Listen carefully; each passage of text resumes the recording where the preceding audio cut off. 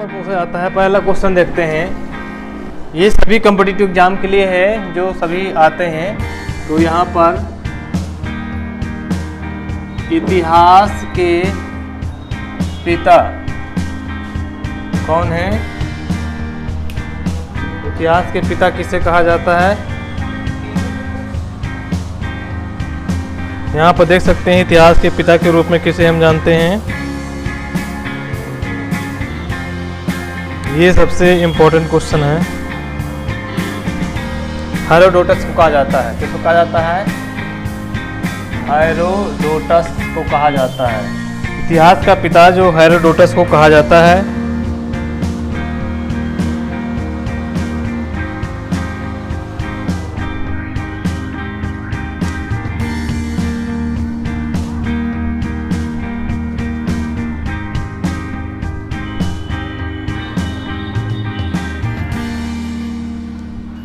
ब्राह्मण साहित्य में सबसे प्राचीन ग्रंथ वेद है। ब्राह्मण साहित्य में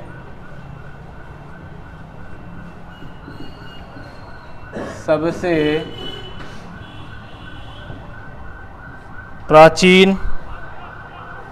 प्राचीन ग्रंथ वेद है। क्या है? वेद है। वेदों की संख्या कुल कितनी है? कुल वेद कितने हैं? 4 हैं। कुल वेदों की संख्या देखा जाए तो यहाँ पर कितनी है? 4 है। ठीक है, यहाँ पर कुल वेदों की संख्या 4 बताई गई है।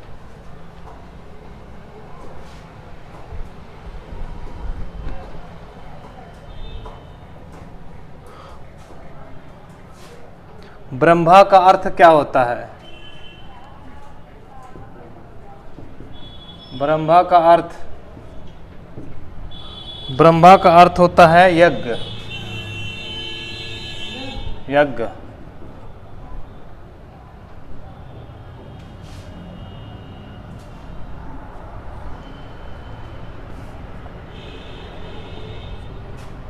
यज्ञ विषयों को संपादित करने वाले को क्या कहा जाता है?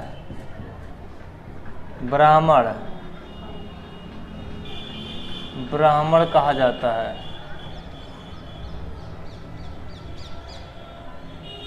क्या कहा जाता है? ब्राह्मण कहा जाता है।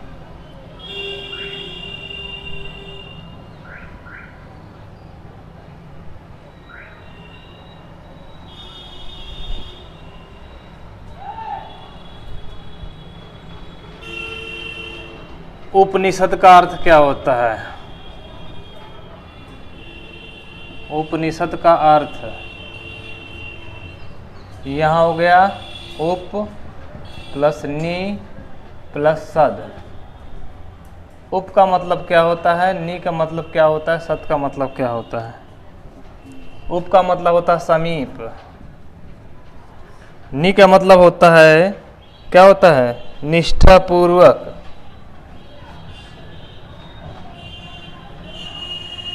और सद का मतलब होता है बैठना। हाँ, गुरु के समीप बैठकर ज्ञान प्राप्त करना।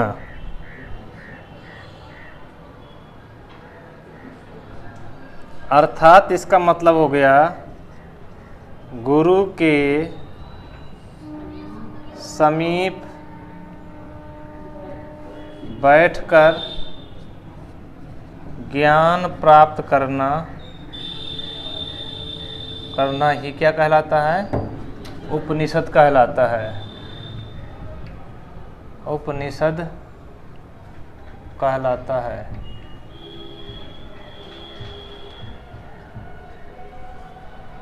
ठीक है, तो उपनिषद हो गया। आप इतना देख लीजिएगा। वेदांत क्या होता है? जो वेदों के अंत में आता है वही तो होता है। वेद प्लस अंत बराबर वेदांत। वेदों का जो अंतिम भाग होता है उसी को तो हम वेदांत कहते हैं। क्या होता है वेदांत? वेदों का अंतिम भाग। ठीक है।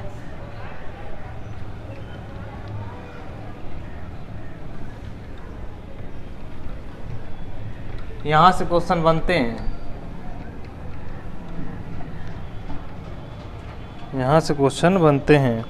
वैदिक साहित्य के अंतिम भाग होने के कारण इन्हें वेदांत कहा गया है। वैदिक साहित्य के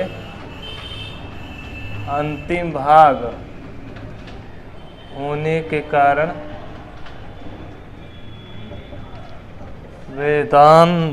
वेदांत कहा गया है।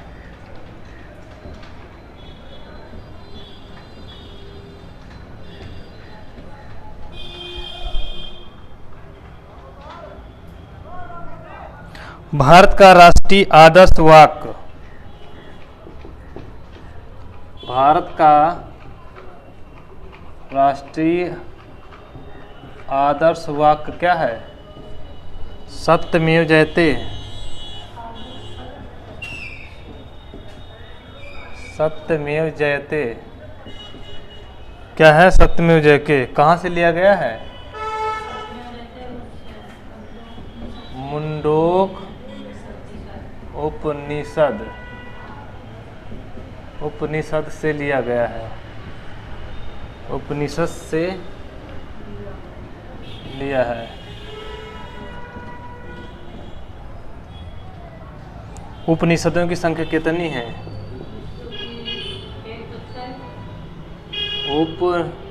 उपनिषदों की संख्या, उपनिषदों की संख्या है 108। वेदांगों की संख्या, वेदांगों की संख्या कितनी है? बदलिए, 6 हैं। कितनी है? 6 हैं।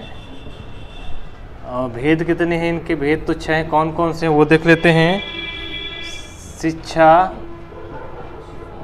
कल्प, शिक्षा हो गया, कल्प हो गया, व्याकरण 3 हो गए, निरुक्त, निरुक्त हो गया, ज्योतिष एवं छंद, ज्योतिष एवं छंद। याद कैसे करना है? शिक्षा जो हम पढ़ते हैं वो, व्याकरण जो हम पढ़ते हैं वो, ज्योतिष जो हम पढ़ते हैं, और हिंदी में छंद। ठीक है, व्याकरण से छंद जोड़ना है। 2 हो गया, शिक्षा ग्रहण करते हैं तो ज्योतिषी से, और यहाँ पर कल्प निरुक्त कर लेना है, बस हो गया याद। ठीक है, इसको ऐसे करके याद कर लेना है आपको। 2-3 रामायण की रचना किसने किया था? रामायण की रचना, रामायण की रचना किसने किया था? महर्षि वाल्मीकि ने। किसने? महर्षि वाल्मीकि, वाल्मीकि। ठीक है, और आगे है महाभारत। महाभारत किसने किया था? महाभारत की रचना वेद व्यास जी ने किया था, वेद व्यास जी। महाभारत में श्लोक कितने हैं?